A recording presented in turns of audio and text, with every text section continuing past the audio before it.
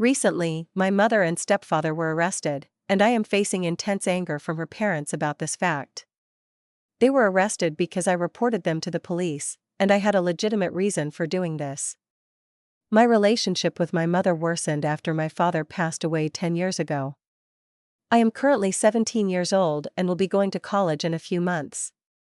I understood early on that my mother would not save money for my future, therefore, I started working at the age of 10, took various jobs, and have been saving for the past 4 years. As a result, I managed to save about $7,000, all thanks to my own efforts. Additionally, I received cash gifts from relatives on birthdays and holidays, which I always saved. The cash was hidden at home in a wooden box my father had made for me since my mother would not allow me to open a bank account. However, someone discovered this hidden savings, and a few days ago, I realized that the box was empty. When I confronted my mother, she told me that my stepfather had used the funds to invest in a new home. The moment I understood what had happened, I felt like I was going to lose my mind. At home, there was a fierce argument between me, my mother, and stepfather, but being 17, I couldn't oppose them and had to compromise. All I could do was lock myself in my room and cry for hours. I wasn't even sure if I had enough money to buy the necessary items before going to college. I was very disappointed and completely bewildered. That same day, I vowed revenge on them. The issue was too significant to ignore. Fortunately, I was able to achieve my revenge just 3 days later. They were arrested and began to pay for their crimes.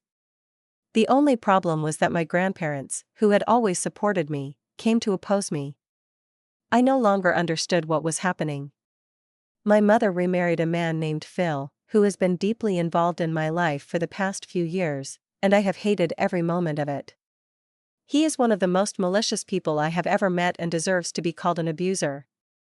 It may not be physical abuse, but I have definitely been at the receiving end of verbal and emotional abuse.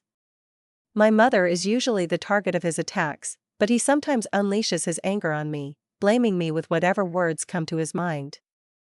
When he realizes that I don't care, he loses even more reason, and my mother does not defend me.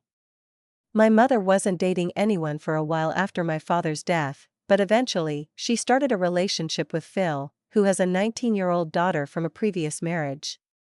At first, he seemed understanding, but soon after they started dating, a major argument occurred, revealing his true nature. Half a year into their relationship, he began to dominate my mother, and she approved of them living together in our home. He is careless, foolish, and can't hold down a job.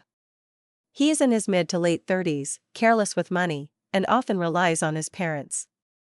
He always spends more than he earns, receiving money from his parents during arguments with my mother and living lavishly off her during peaceful times. Unfortunately, my mother is not wealthy enough to support a partner who desires a luxurious lifestyle. She works as a floor supervisor at a local supermarket and earns a decent income, but it's nowhere near enough for the lifestyle Phil desires. Since I was 14, I have tried to be as independent as possible. I rely on my mother for minimal necessities and have not depended on her financially since I started part-time work. I rarely ask her to buy things for me, and the only things I depend on her for are probably housing and meals. I don't make special requests or ask her to go out. I understand that it's pointless to have such expectations. She has been cold and unaffectionate towards me from the start. From a young age, she has never been warm to me and made me feel unwanted. Once, my father would stand up for me whenever my mother got a little angry, but after his death, I had to face her alone. In recent years, the situation worsened when Phil came, but I comforted myself knowing that I would be going to college soon and didn't need to worry about what came next. Currently, the situation is very tough, and there is little hope for improvement. For the first 3 days after my money was stolen, I was very depressed and couldn't do anything in my room. The day after the money was stolen, we had to move to a new home, and even after finishing the necessary work, I didn't speak a word to the 2 people I was living with. On the 3rd day, my mother said she was having a housewarming party in the evening and urged me to prepare, which made me explode in anger. I shouted that I couldn't participate in a party for a house purchased with my money. This made my mother very angry. She said I should be happy that we finally have a house of our own, and I had to patiently accept this fact because, according to her, I owe them gratitude since she had raised me. The reason I couldn't accept this was that raising a child was not her choice but a legal obligation, and she hadn't provided me with any special benefits. Moreover, I felt that the house was too big for the three of us, but they chose this housing to impress others by living in a luxurious area. That day, I was very upset and decided to contact my paternal grandparents, which was complicated. After my father's death, they found it painful to stay in touch with the family and had cut off relations. We hadn't communicated for a long time, but I had their contact information, so I decided to reach out to them as a last resort. The day my money was stolen, I immediately informed my maternal grandparents, believing they would resolve the issue for me after talking to my mother. However, they stated they wanted to support her in purchasing a new home. They were pleased from a positive perspective. Finally owning a home and no longer worrying about monthly rent is certainly an advantage. I was told to view this as a good opportunity, but I felt it was strange. Their reaction was unexpected. They had always supported me and sympathized with me without saying anything to my mother, but this time their attitude was completely different. I felt very angry towards them and subsequently cut off contact. On the day my mother told me to endure, I contacted my paternal grandparents, hoping to receive support from them. Following my intuition, I called them, and fortunately, they answered. As soon as the call connected, I told them everything that had happened. I understood they were deeply hurt by the loss of their son, my father, but I explained that if my father were still alive, he would undoubtedly want to support me. I complained that my mother had stolen my savings, making all my hard-earned efforts over the past few years futile. Upon further inquiry, my grandfather mentioned there was a college fund left for me by my father, and he couldn't understand why I had to save further. This was a new revelation to me. My mother had never spoken about this, and I had assumed that she had not saved anything. However, I had overlooked the possibility that my father might have arranged something despite being aware of his untimely death. When my grandparents provided this information, I found it very interesting. I was very angry and frustrated and asked my grandparents if they could provide any evidence against my mother. They found some documents and said they would send them to me. It was clear that my mother and Phil were conspiring against me, and it seemed possible that they had diverted the college funds prepared for me to purchase their new home. I doubted that my mother could afford such an expensive house on her own, and Phil had not been employed for the past 3 months. I felt I needed to obtain some evidence and considered reporting to the police. After confirming it later, my grandparents contacted me and sent photos of documents signed by my mother. The documents stated that the funds left by my father should be used for my college education and a comfortable life. Reading this, I couldn't help but laugh out loud. I had thought my mother was working to improve my life, but now I doubted whether she had signed it to complicate my life instead. In the end, I was furious because my mother had signed the documents after my father's death. My paternal grandparents had left us alone without saying anything, making me feel abandoned. My mother had never actually been there for me, and I felt that all the actions of my mother and both sets of grandparents were merely an act engulfed in their deep grief.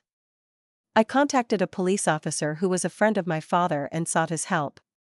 In the evening, as the housewarming party began, my father's friend, another officer, and a lawyer arrived and arrested my mother and stepfather. They were clearly in breach of their promises. As I explained the situation to the guests at the party, they were finally arrested. This was one of the most significant moments of my life when my integrity was proven. They were arrested at a time when they were trying to make a good impression in front of many people. The moment my mother and Phil were exposed and arrested, everyone was astonished, yet they still acted arrogantly and glared at me as if I were the villain. My maternal grandparents were also at the party and were extremely shocked to see their daughter handcuffed and taken away, refusing to talk to me afterward. It seemed unlikely that the money I originally had would be returned, and I felt that anything I did would be in vain. The house documents were in the names of Phil and his daughter, which had nothing to do with me. I considered selling the house and legally forcing them to pay compensation, but I would need to sue them for that, and I currently do not have the funds. I am grateful to my father's friends who made great efforts to help me. My mother and Phil were eventually sent to prison. They couldn't accept their situation and no longer tried to contact me. Now, I feel deeply isolated, and although I have won against my mother and Phil in the short term, I may have made significant sacrifices in the long run. I have no clear idea how to proceed. I feel completely powerless.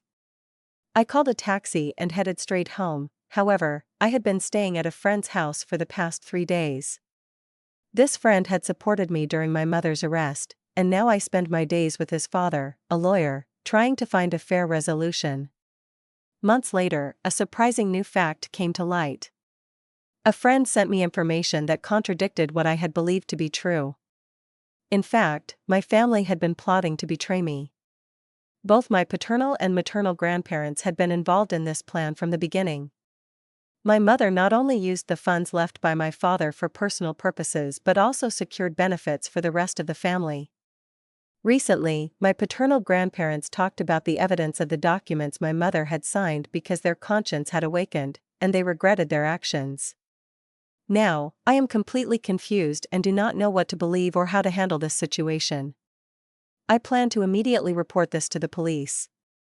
The next step is to discuss this issue with a trusted friend and ask them to also inform my father, who is a lawyer. After this conversation, we will sit down with an experienced lawyer to plan how to address this issue and how to move forward positively.